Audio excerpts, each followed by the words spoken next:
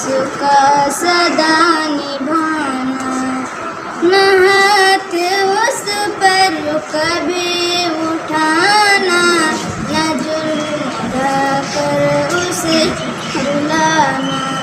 वो अपने घर बार छोड़ कर तेरी घर को अपना बना चुकी है।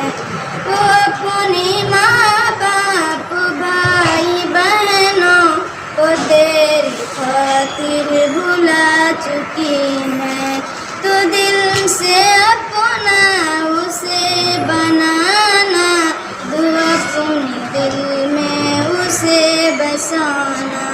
ये तेरी बीबी तेरी रफ़ीका, तू साथ उसका सदा निभाना, न हाथ उस पर कभी उठाना, न जुल्म कर उसे रुलाना, न उस पे पड़ने कभी तो देना दुखों की साया गमों की बादल।